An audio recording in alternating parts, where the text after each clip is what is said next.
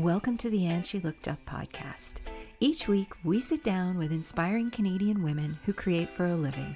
We talk about their creative journeys and their best business tips, as well as the creative and business mindset issues all creative entrepreneurs struggle with. I'm your host, Melissa Hartfield, and after leaving a 20-year career in corporate retail, I've been happily self-employed for 12 years. I'm a graphic designer, an illustrator, and a multi-six-figure-a-year entrepreneur in the digital content space. This podcast is for the artists, the makers, and the creatives who want to find a way to make a living doing what they love.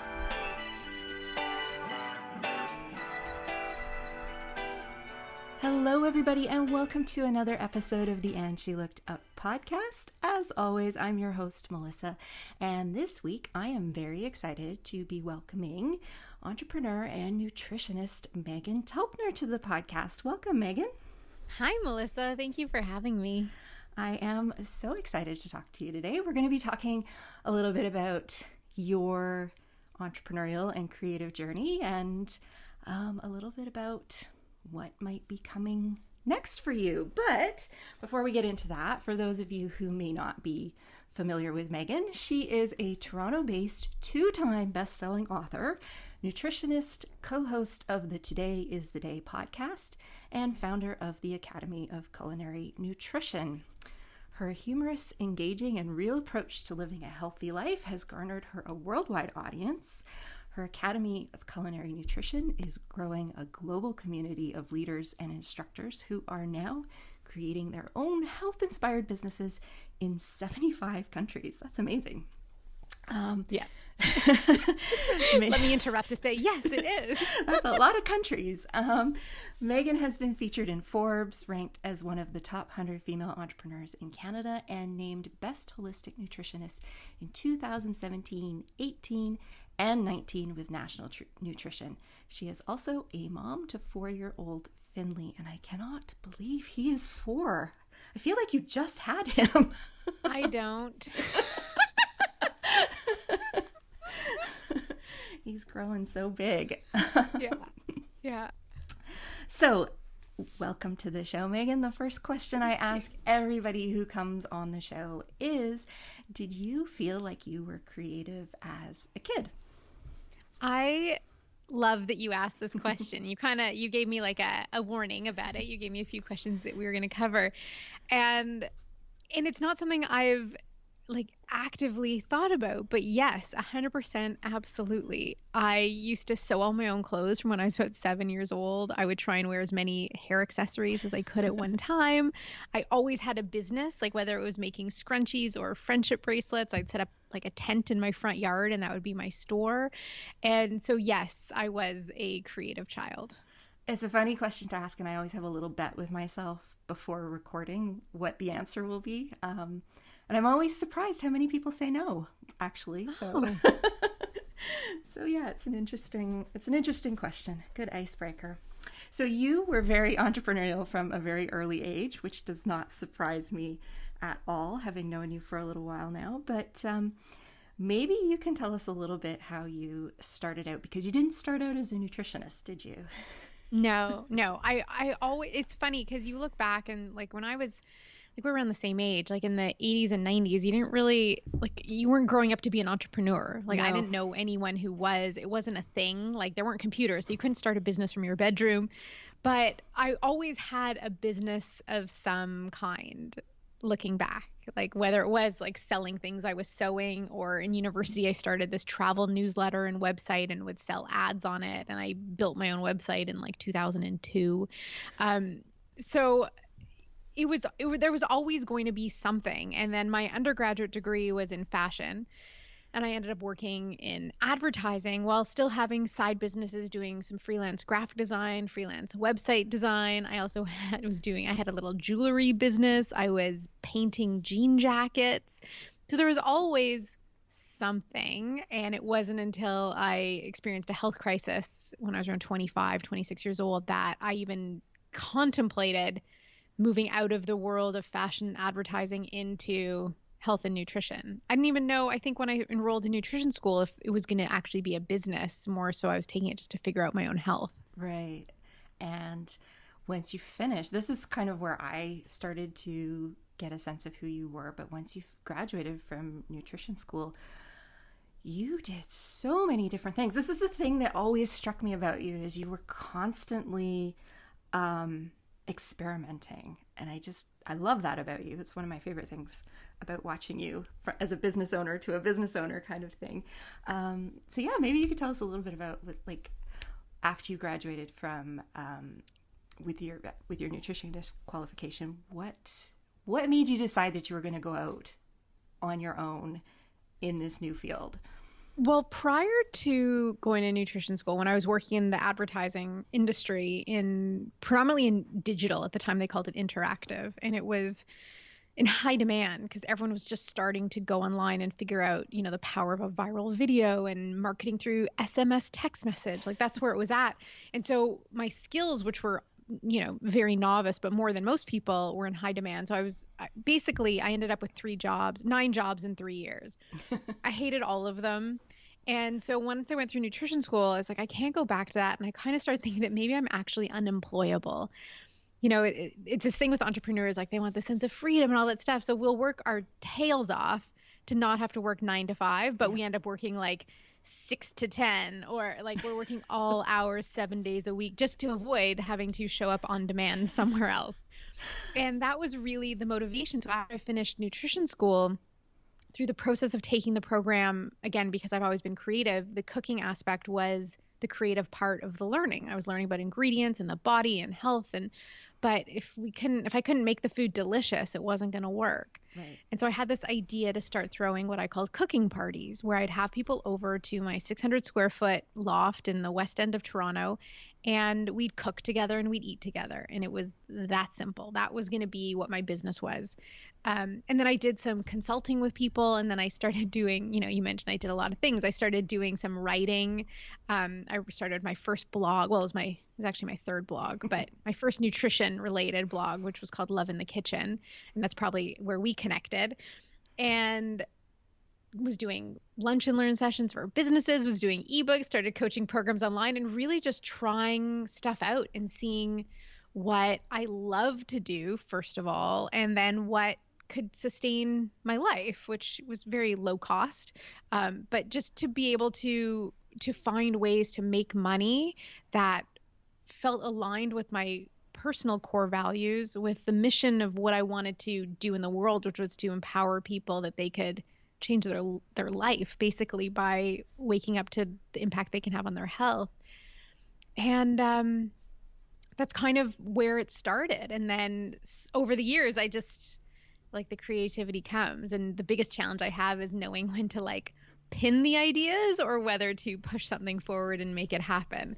But the business has evolved since then. From the in-person classes, we started doing some more, and I say we, it's more like the royal we, because it was just me. But so I started experimenting with taking courses online. My very first live streamed class was, I think it was 10 years ago this month, where I had to bring in like a whole crew. Like they needed this whole big technical setup to be able to stream to the internet live video. And like, I didn't know that was going to be a thing that would be as easy as pushing a button on your phone back then. But so I was just trying these things, and looking back, it all makes very good sequential sense of how one thing built on another. And so it grew very organically, completely self-funded, and has been amazingly successful. And my only challenge now is finding ways to continue to be inspired by it, because I basically had the same job for 14 years now. Yeah, when you think about it, it's actually a really long time. And it's interesting. I actually think one of my first guests on the podcast was Angelina Brogan way back. And I think you two actually worked for the same marketing or agency at one point. I forgot about that. We did for FCB. Yeah, and it's so interesting. The two of you have both gone off on your own on very different journeys, but very much unemployable in that sense of wanting to be an entrepreneur. So it's just it's interesting to see how many people from that world have gone off in other directions. But yes, with yours, I mean, I remember at one point you wrote every day for like a year, I think. So it was for 4 years. Oh, for 4 years. And it's interesting because we use Asana for project management in my company, and there's this bright red task that's so overdue, and I swear it gets brighter and brighter every day, which is like MT to review old blog posts, because Sandy, who's a very good mutual friend, and she's worked with me for 10 years, she's been part of what I'm creating. She's gone through, she did a full audit, and it's embarrassing. She's the only one I would let do this because it's so embarrassing. It's like having someone go through your underwear drawer. Like the names of posts, like what I used to put out there just to get content out 7 days a week is horrible. And now we're dealing with, Google audits, and quality of content matters. And so we're now trying to cleanse out some of the posts that had titles like tempeh testicles and things like that just are so cringy. Like they did not age well.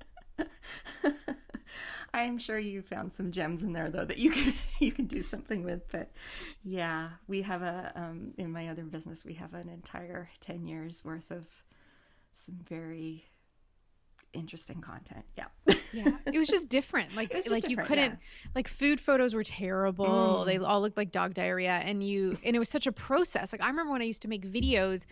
And now I'm like, I feel like, when I remember in my day, like I used to make these videos on like a camcorder with a tape that then had to be converted into digital to get it onto my computer, to edit it, to get it on. Like it was a lot harder to make things look good. That's the moral of the story. And so there's a lot of bad looking stuff in the early days, the 2008 days of love in the kitchen.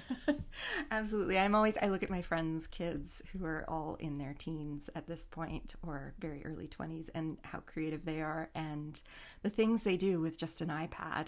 And it's like these incredible stop motion videos and things. And it's just like, oh, if I had those tools when I was younger. But I know. I don't know though. I sort of feel like there was something liberating about being able to put stuff out there and it not have to look good. Yeah. I think that's a huge barrier, and whether it's real or imagined, but something that stops people from doing anything right now. Yeah. And I mean, let's talk about that, because you have done a lot of different things. And I guess one of the questions I have is, where do you get all your ideas from? Because you are constantly trying new things, and I'm always watching you quietly from the sidelines to see what Meghan's going to do next, because it's always interesting. So yeah, where do you get the inspiration for the things that you do try? I don't know. Sometimes it's that I see something out there that I'm like, oh, this is interesting. I think I could apply this in my business. Like usually something in a completely unrelated field of how something's being done or delivered or that kind of thing. Sometimes it's just, I almost feel like it's like a divine intervention. Like I get this like download of an idea in the shower and I'm like, oh gosh, okay. Like this is big. What do I do with this? And my husband Josh is a great sounding board. I now have an amazing team that I can sort of field stuff with, and I value their thoughts and feedback. And they're, a lot of them are sort of also the target market of who my core audience is. And so it's usually I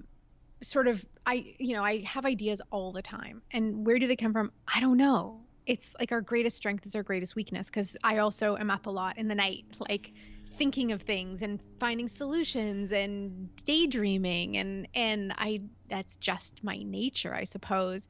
The challenge I have is that I want to act and complete every single one of those ideas yesterday.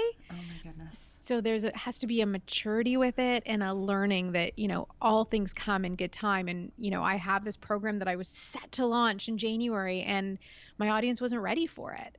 And so it's recognizing that and then pacing it out. And it's always had to be a combination of something I really, really want to do and something that the community really, really wants to participate in. And when those two things go together, it's powerful. Like it works. I mean, it still takes work, but it works. And so, yeah, I mean, I read a ton of books. And I'm always crafting things, and I know you're crafty too. And when you're in that zone of creativity, even if it's not on the topic of maybe what your work is, you get these ideas that just come to you. And it's really, I think if someone were listening and saying like, how do I become more creative? I think everyone is creative at their core. Yes. I think we've forgotten how to be still enough to get into the mindset to allow those doors to open again, because kids are all wildly imaginative. Yes. And somewhere along the way, we kind of lose that, I don't know, children are so, they're able to see the magic in things. They're able to see the core of things in a way that we don't seem to be able to do as adults all the time. And they ask the tough questions, and they're constantly drawing things and making things up and having conversations with themselves.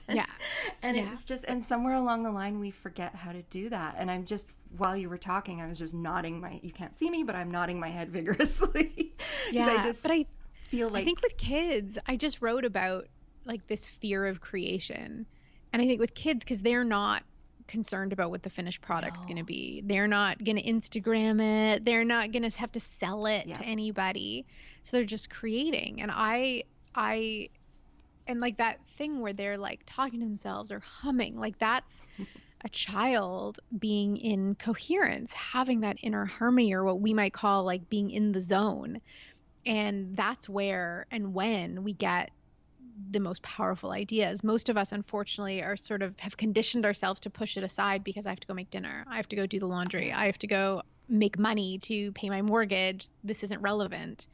And so, and you know, it's like if you scold a child enough times for doing something, you'd like to think they stop doing it. But it's almost like our inner creative, I don't want to say our inner child, but our inner creative part of ourselves, it's almost like it keeps getting silenced, that it just stops showing up to the party.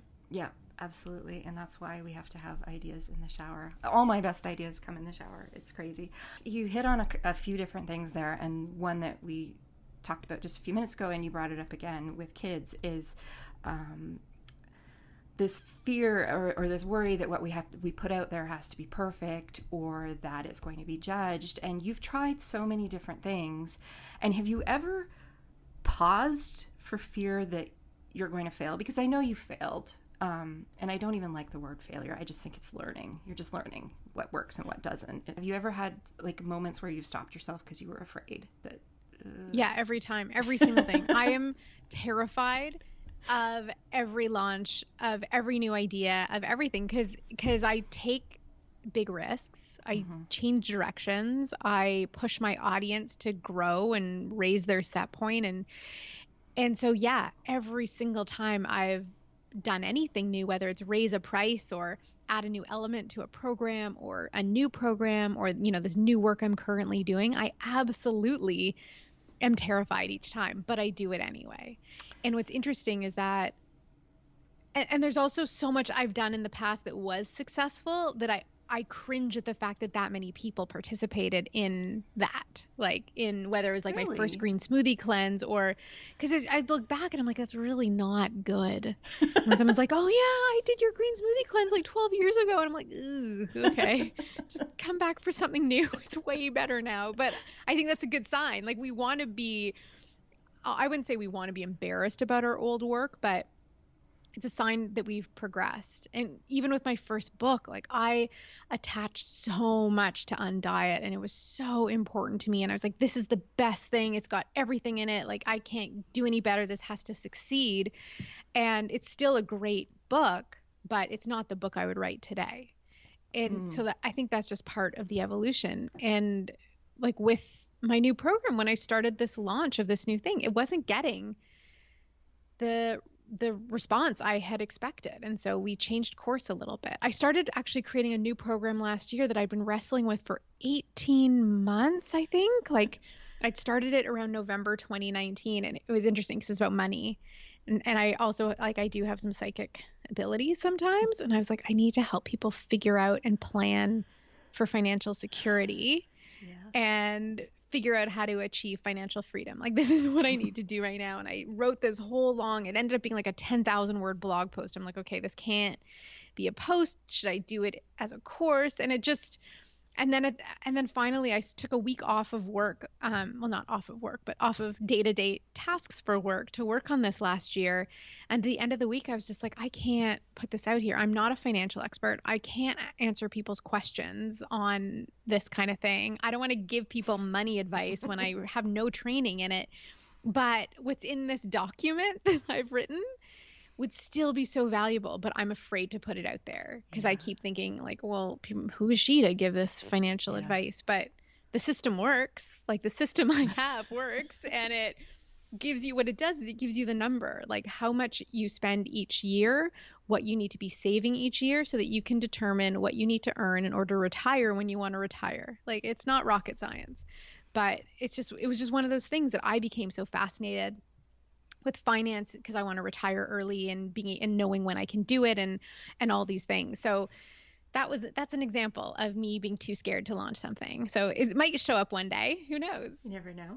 But that actually makes me feel good to know that, yes, everybody wrestles with these things because I think we all do. It's particularly creatives. I think for some reason we struggle with imposter syndrome so much, which is pretty much what you just described there. So I think that it's just something we all really find challenging. And I remember listening to an interview eons ago, back I think when I was a teenager, with Bryan Adams. And it was I think around the time his Reckless album came out, which was the one that really took off and put him on the map. And I can't remember what the question was, but I remember him saying, they were asking him about his previous albums, and he said, I can't even listen to those because my voice is awful, the songs are awful, like everything's awful. He goes, but I've come to accept the fact that in order for me to get the good stuff out, all the bad stuff has to come out first. Like you just have to just kind of throw it up and get it out there, and then the other stuff starts to flow. So it's an evolutionary process, and we kind of have to just go through it. So you have also you have always focused very much on community, which is one of the things that I really love about you. And it's something that is very near and dear to my heart as a business owner as well. And you've always had that kind of at the core of what you've done, right from those cooking classes in the very early days up to where now you have the Academy of Culinary Nutrition, that has evolved tremendously over the last 5 or 6 years now. I don't know how long you've been running it. It's been a while. Yeah, we launched the program online in the fall of 2013 and the school in the spring of 2014. Okay. So we've run the program online. This is our 10th run currently. Okay. And so that has been really helped you. I mean, you have grown a huge community around that. We just talked about it in the intro. You're 75 countries at this point. And it's wild. Yeah, it's crazy. It's wild because it started at like a vintage drafting table that was standing in as my kitchen table. Like that's where it started with 6 people. But it's always been kind of about growing that community. And you come from a place of service, which I think is something that is so critical to being a small business owner. I think it's often overlooked as well. So maybe you can just talk a little bit about how that grew and why the community piece of it was so important to you and to what you do. It started out being important to me because I had just undergone a very dramatic lifestyle change. Like I'd been working in advertising and was living a pretty typical 25-year-old life. Like I, was going to bars and partying and working a lot and shopping for my condo and all these things that I thought was a trajectory I was supposed to be doing at that point. And then I got quite sick and couldn't do it all. And then in the course of healing, taking a different approach than along the lines of the medical system, where I started going for acupuncture and taking Chinese herbs and meditating and doing yoga and all these things that quite honestly I'd mocked. Like, I was like going to the gym at 5 a.m. with my trainer. And then like that was what I thought was health.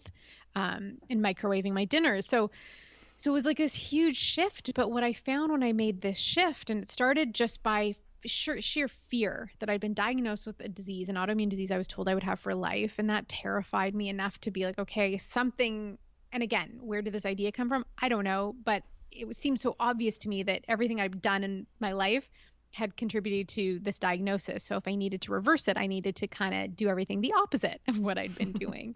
And I needed to relax and chill out. So I started doing all of these more holistic practices and started feeling better, and didn't just reduce symptoms and all of that, but I felt happier. I felt like I'd exhaled for the first time in my life, and I experienced that you can live life, for lack of a better word, but on a different frequency, that it doesn't have to be so intense and so anxiety filled and so go and be in that circumstance, that there was another option. And I didn't want to go back because I felt so much better. And a lot of people end up going back because they have these experiences and suddenly they realize they're all alone. They're like, okay, this was great, but like I miss my friends. I miss doing what I used to do. And they sort of fall back into it. I didn't want to go back. And maybe I wasn't that interested in doing any of those things in the first place, probably most of it.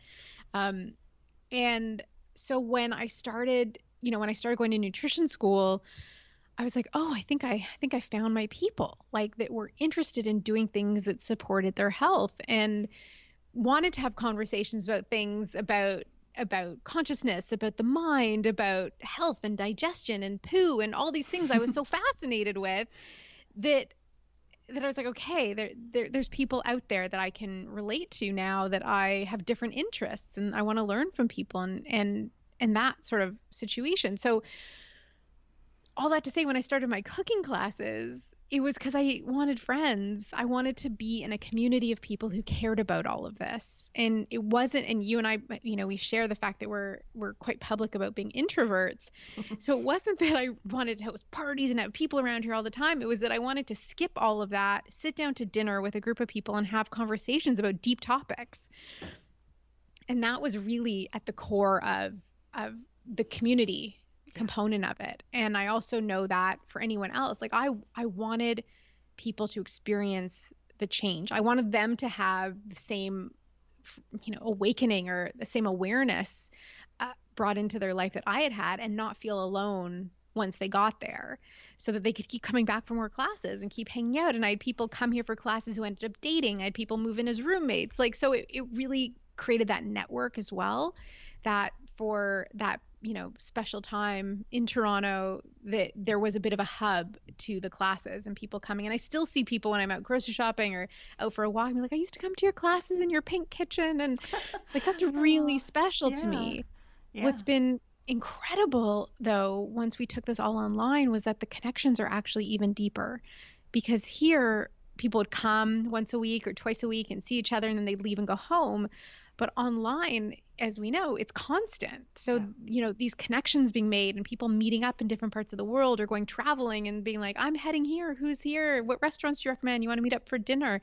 And it's that exact component of community that I yearned for, that I'm able to facilitate for other people, that no matter where in the world now, well, at least in the 75 countries you go, there'll be someone else there who understands at least your food language, but some of the things you care about. Yeah. Yes, that's in my other business, that is the thing I am most proud of, is the community that we built out of it. And it's the thing that touches my heart the most about that business. It's like all the other pieces. I love the entrepreneurial side of it.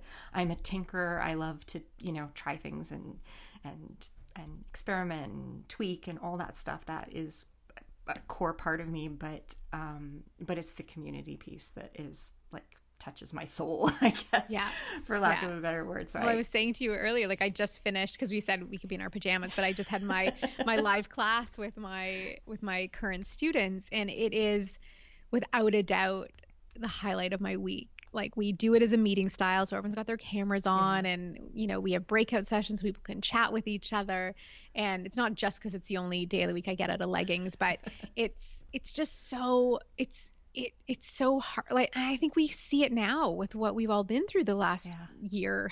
It's almost like the last couple of years.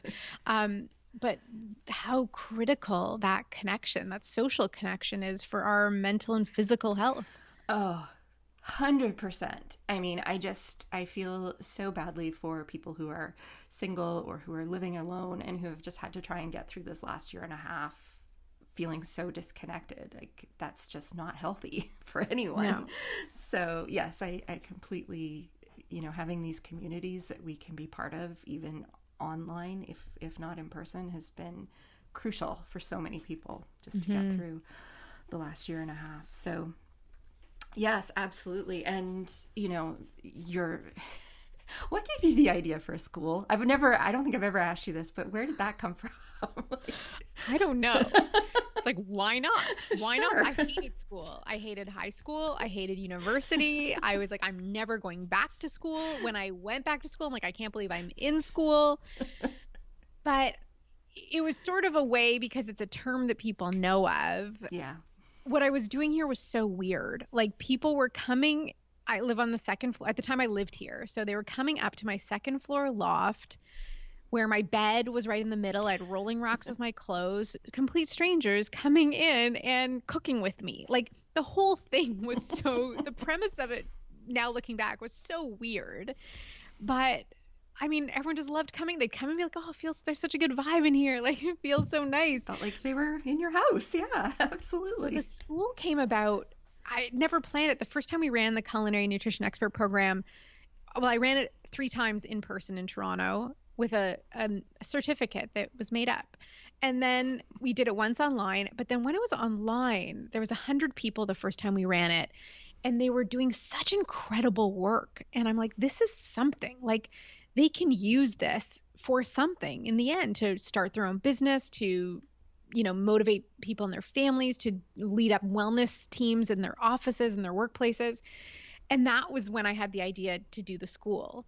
And that was it. I registered the domain name, I registered the business name, and then by the spring we launched it as the Academy of Culinary Nutrition. What was interesting is that I like I'm very type A. I excelled in school. I did really well, even though I didn't like being there.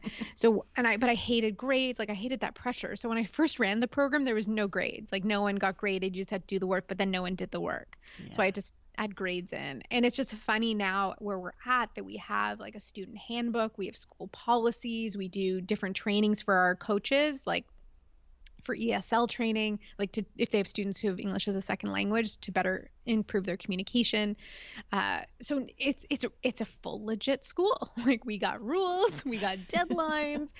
And the reason was that, again, my goal was to have impact in people's lives so they could feel better. And what I found was that if it wasn't in a school structure and there wasn't deadlines and these assignments, they wouldn't have the success that they have in taking in the information, integrating it into their life, and ultimately, optimally feeling confident enough to share it with other people.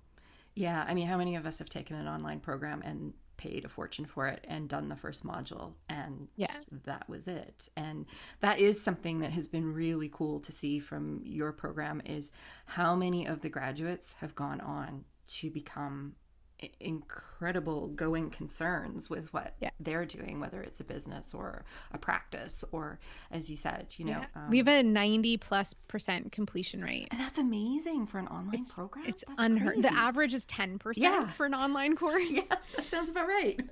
Yeah. And so we just, like, I'm also very honest about what it is. Like, I'm not trying to be the biggest. I don't want the most people in the door. I want the same number in the door that goes out the door at the end, done. And that's been the goal from the beginning. And so you've helped so many people further their health and entrepreneurial dreams, because you have a pretty significant business portion of the program. I think it was even a separate program at one point, or maybe you've combined them. I'm not sure. Yeah, it was.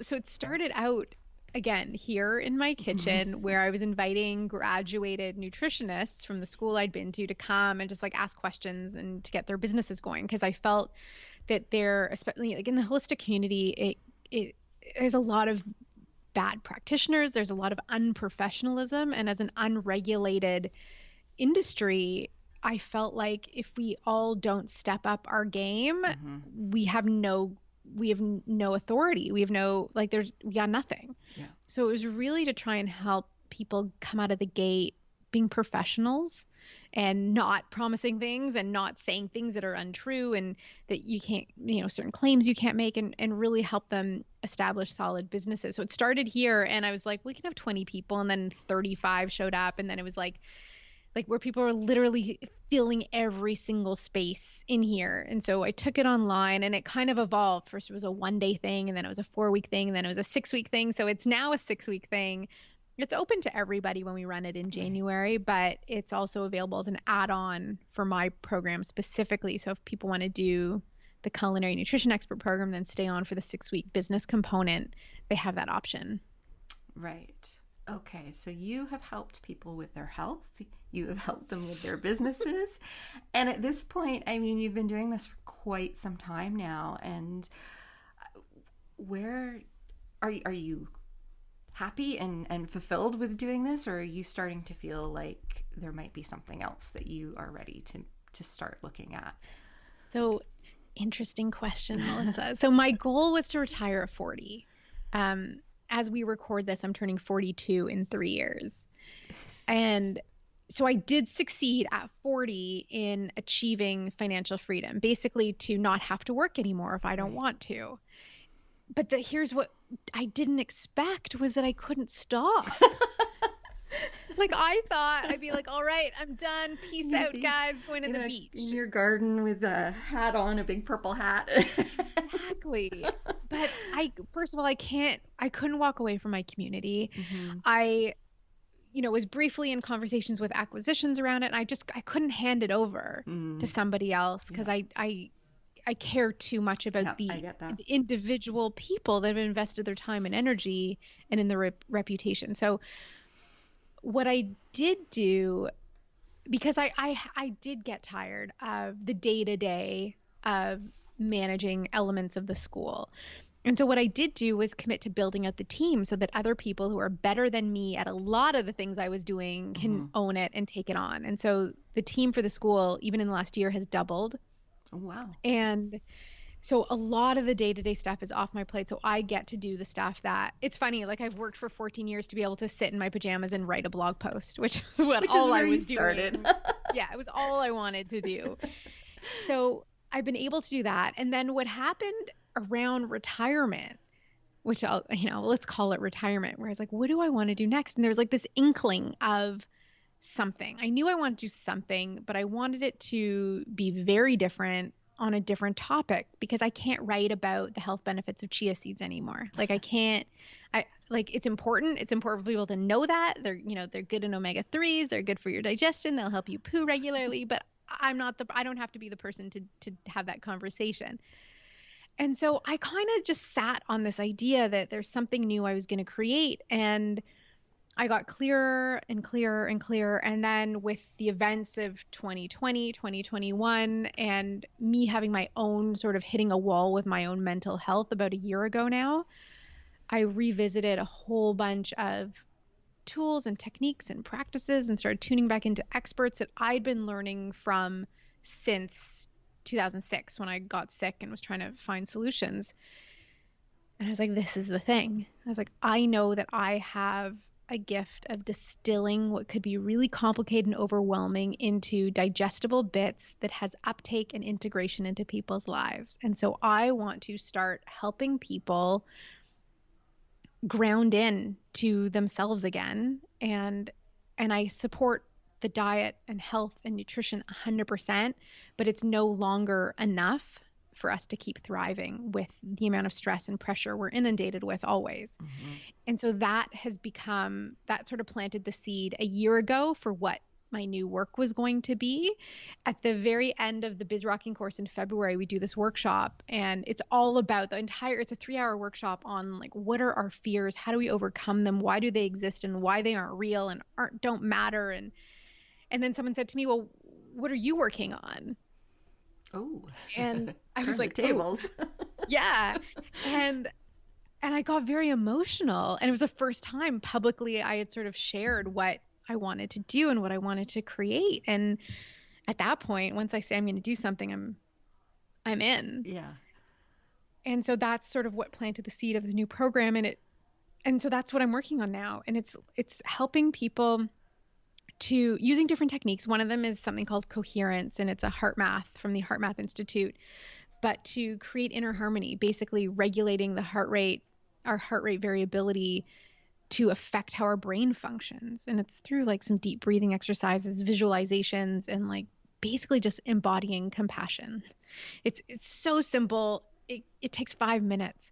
But what it does is it turns on all the prefrontal cortex, all the stuff at the front of your brain that elevates your thinking. So higher critical thinking, higher creative thinking, better intuition, better responsiveness, better self-regulation, lower stress, lower reactivity, lower aggressiveness. It supports the immune health. There's studies that support how it supports the secretion of IgA, the body's first line of defense. So that's like a core component, but then we start looking at all the things that are affecting us, the media we're taking in, the clutter in our physical spaces that affects our minds, our daily lifestyle practices, how we're wasting so much time. We all think we're so busy, and there's just hours a day that are being wasted on things that vacuum our energy and create this stress response. And so that's what I'm working on, is putting together a program that helps elevate everybody out of this fog, so that as we move into,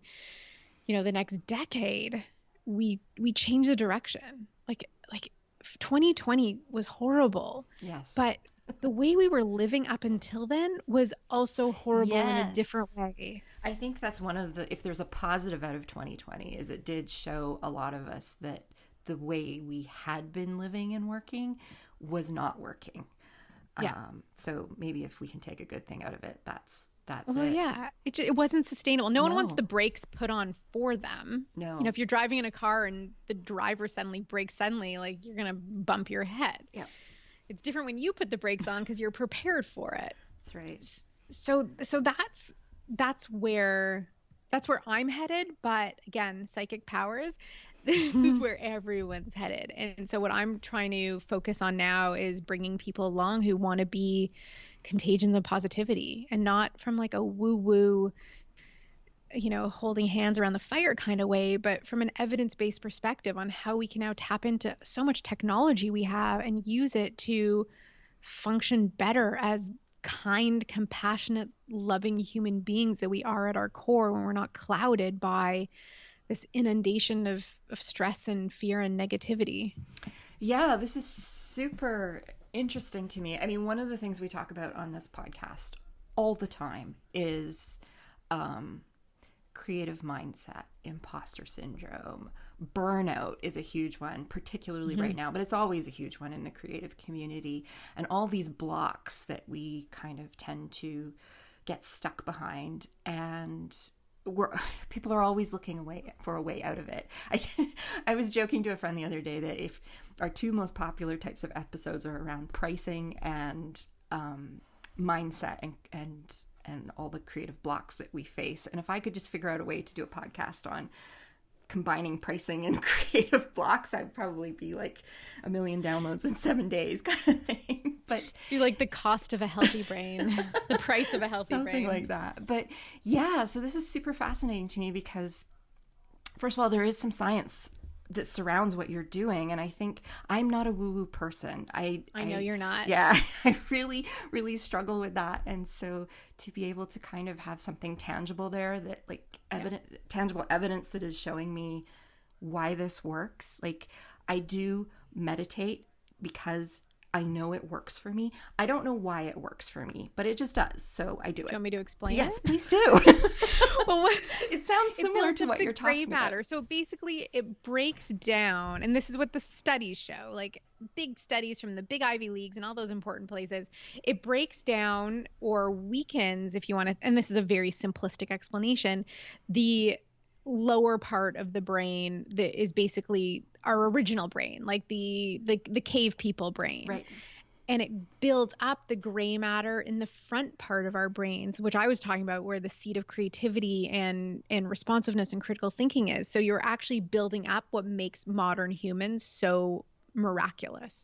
And that's what meditation does. So it breaks down the old hardwiring fight or flight programming and builds up the creative programming, that gray matter at the front of the brain.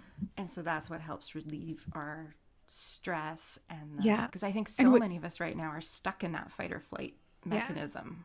Like, and what's really powerful about meditation is like, you don't have to do 20 minutes twice a day or 45 minutes or 60 minutes. You can do 5 minutes if that's what's reasonable for you to do consistently. And the consistency is what's so important because the benefit is cumulative. So you continue building and building, and it's part of the idea of rewiring your brain. So if we continuously wire the synapses of fear and anger and horror and all these things we get when we watch the evening news or these terrible homicidal TV shows, those kinds of things, you're wiring that part. But if you can start to wire joy and happiness and love, your brain, the old synapses literally start to break down, and then your brain starts seeking out ways to strengthen these new synapses of happiness. And meditation helps with that transition as well. Okay, that's so interesting because I find the same thing like when I'm doing, not necessarily sitting down with the purpose of meditating, but if I'm doing things that I call meditative. So I find very often if I'm doing anything with my hands that takes a lot of concentration. So it could be knitting, it could be drawing, it could be doing a jigsaw puzzle, those kinds of things. I find I almost get into that kind of same state. Exactly. Yeah. That's basically what that coherence is, that inner harmony. Okay. So you're looking for opportunities to do that. And like you said, that's the other thing I've noticed is when I'm actually doing it every day, I don't really notice that anything's going on. But when I notice is if I stop, and it's like, it's quite dramatic when I stop for more than a few days. It's kind of like I just start to revert back to being stressed, being just even little things like something that would, somebody might say something and I'll snap at them. Whereas if I am doing that continuous meditation or meditative kind of activity, I let those things roll off my back more, it's just like, I don't have that immediate reaction. And I tend to be a very reactionary person to begin with. So and it's when I stop doing those things that it's like, whoa, okay, not good. Need to reset. And very few people, like you ask an adult what their hobbies are, and I know you have a lot because you're very creative and I love your illustrations, but like a lot of people don't know what their hobbies are anymore. They don't have that thing because they wake up, they work out, or they don't, they go to work, they make dinner, they put kids to bed, or they zone out in front of the television, put themselves to bed, and they're not taking the time, especially now, you have to actively seek out the things and experiences that bring you joy because they don't happen like they normally would. They don't just happen by accident where you might walk down the street and run into someone or be at a, it's just not the way we're living right now that those things happen as frequently. And that's why it's even more important that we make the time in our day to either meditate and or do something like play an instrument or, do something that gets us into that zone. So interesting. So I would think, it's funny. I shut my workday off at 5:00, like pretty much no exceptions. And I actually have an alarm on my phone that goes off because it's when I feed my dog, and he knows the sound of the alarm. He knows it's dinner time. So he hassles me until I actually get up from my desk and go feed him. But while I let him out, I get his food, I put it down. And while he's doing that, I have this giant table in my basement set up.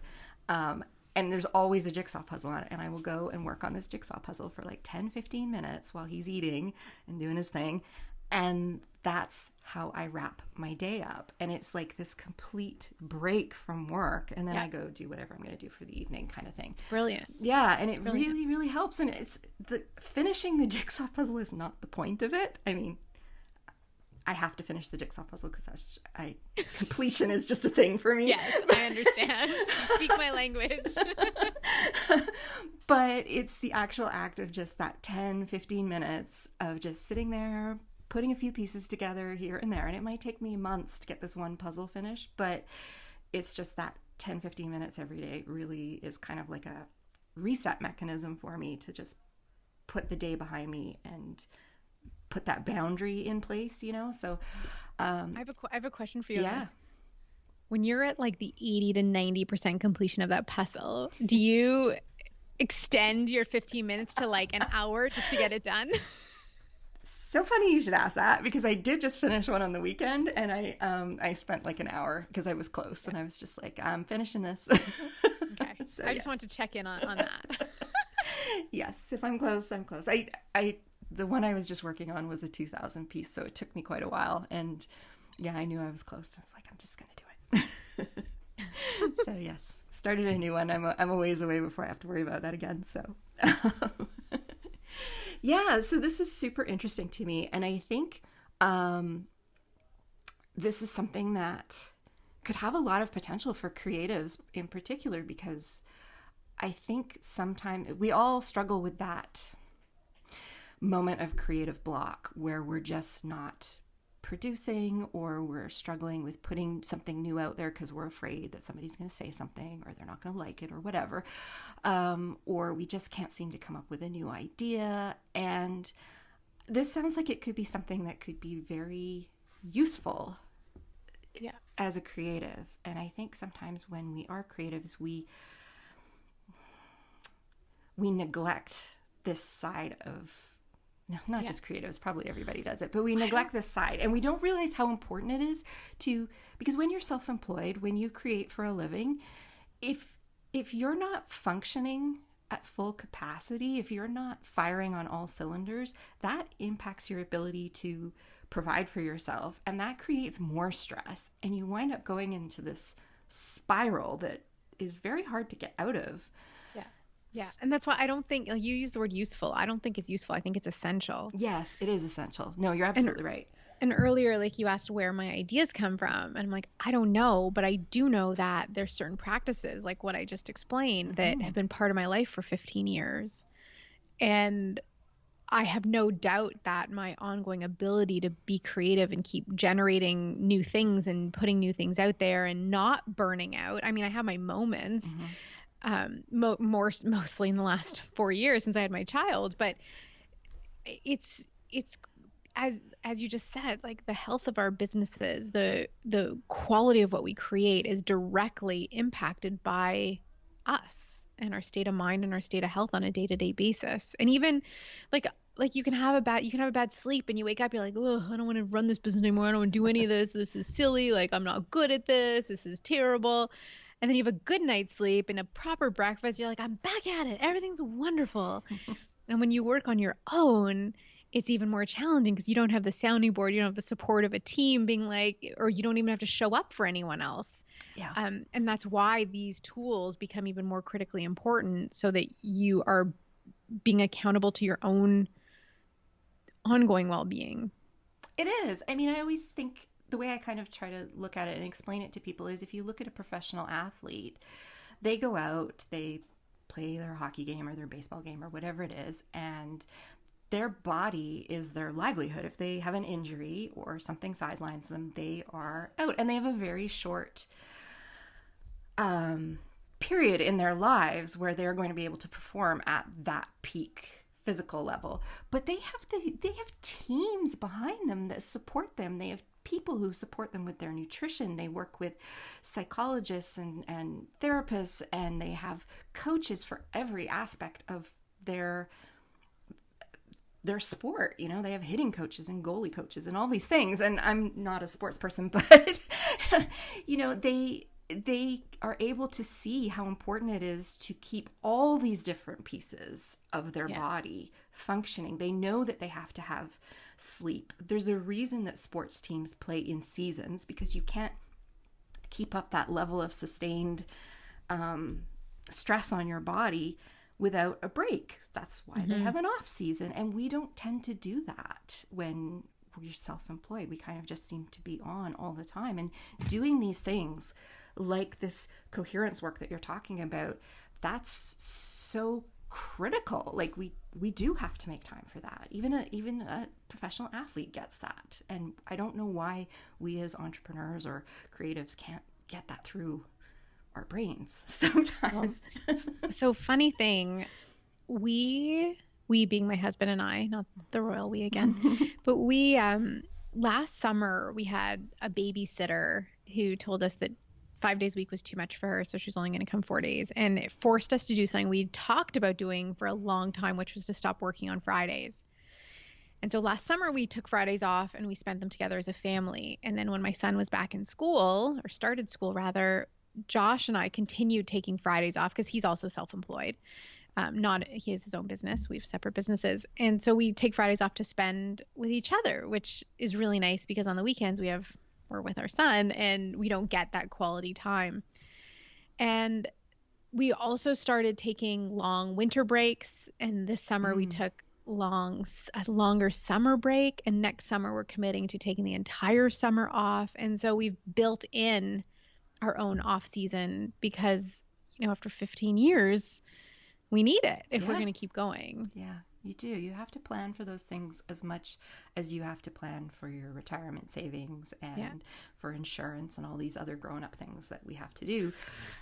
So yes, absolutely. So maybe you could tell the audience, I know that you have a short video on your site that they can go check out that explains a little bit more about the specific technique that you were talking about. Yes. So you can find that at meghantelpner.com/magic, appropriately titled. Melissa, you're like, oh God, really? Just trust me on it.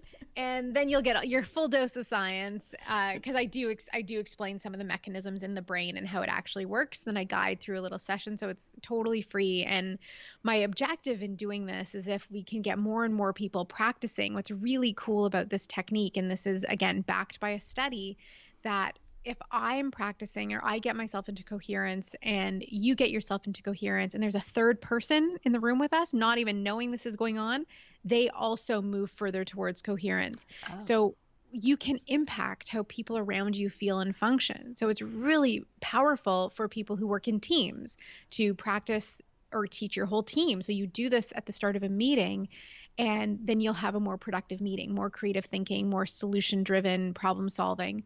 If you have a child and they're like on the verge of a meltdown, if you can tune into it, there's a better chance that you don't both end up in the meltdown stage, which it's common. So all of that is included in there too. And so if we can get enough people to do this, and I'm like, is this sounding ridiculous? But at the same time, I did get 75 people in 75 countries teaching cooking classes. So maybe I can get enough people doing this too, that it can actually create a positive shift in how we're all thinking and help bring us out of this fog and out of the fear and start getting back to the creativity and the creation that brings us so much joy. I think that would be amazing if we could shift, even if it's just a little shift in your house. And then maybe it expands to your neighborhood, and who knows where it could go. But I think after the year and a half everybody's had, I think people are ready for something like this. I think we've all realized that that we need to change how we're doing things, and we need some positivity, and we need to be able to make that happen for ourselves. So I am going to try this as soon as we get off the phone. I'm going to give it a go and see what happens, because I'm super curious. But where do you think you're going to go with this next? I know you were working on some things and it didn't go quite the way you had hoped, but where to next? Yeah, so my mission hasn't changed. The way I'm going about it has shifted slightly, just to again address how I can deliver this and the current needs. So we've got this complimentary session. There's still a wait list for my full program, which is going to run as a 6-month program starting in January 2023. But between now and then, I'm going to be hosting some master classes and different types of free events just to allow people to experience some of these things, bring them into their life and integrate them, and ultimately start getting the benefit right away and start feeling better. And slowly, it's like when, I don't know about you, when I wake up in the morning, it's like there's like popcorn in my body, like it's all crackling and creaking before I can move around properly. Yeah. That's what we need to do with our that creative part in the front of our brain, the parts of our life that we get excited about, to wake that back up in a really gentle way and bring these new practices into everyday living, so they become habits and ultimately raise our set point, just changing, like you said, how you operate so that you don't get more reactive when you don't practice. It's just that you're just not reactive anymore. And we can get to a place like that. And I think it all goes back to what we were talking about right at the very beginning, where we were talking about how children are just creative without even thinking about it. It's just who they are. And I think we both agree that creativity is core to being human. We are all creative. We've just forgotten how to be creative or how to let that part of ourselves come out. And it sounds like this is something that could really help all of us kind of reawaken that creative side of who we are. And what an incredible world we would have if everybody was embracing their creativity. Exactly. Well summarized. That was good. All right. Well, we will have all of this in the show notes. We'll have the link to Meghan's short little training and to all the other places you can find her online, including her website and the Academy of Culinary Nutrition and her social media handles. That will all be in the social media. That will all be in the show notes. So, but you can find her at meghantelpner.com and at academyofculinarynutrition.com, I believe. And you're Meghan Telpner everywhere. Everywhere I go, there I am. Right. And it's Meghan with an H, so Meghan. So thank you so much, Meghan. It was such a pleasure to have you on, and I'm super, super curious to see where this new path takes you. I'm definitely going to be watching to see where it goes. I'm bringing you along. Yes, I think you will bring me along on this one. So, no, it's always a pleasure. I always enjoy getting to have a conversation with you. So thank you so much for being here. Thank you. This was really fun. It was fun. Awesome. All right, everybody. That's it for this week. We will be back next week with another brand new episode, and we will see you all then. Thanks, everyone. Thank you so much for joining us for the And She Looked Up Creative Hour. If you're looking for links or resources mentioned in this episode, you can find detailed show notes on our website at andshelookedup.com. While you're there, be sure to sign up for our newsletter for more business tips, profiles of inspiring Canadian creative women, and so much more. If you enjoyed this episode, please be sure to subscribe to the show via your podcast app of choice so you never miss an episode. We always love to hear from you, so we'd love it if you'd leave us a review through iTunes or Apple Podcasts. Drop us a note via our website at andshelookedup.com or come say hi on Instagram at andshelookedup. Thanks for listening, and we'll see you next week.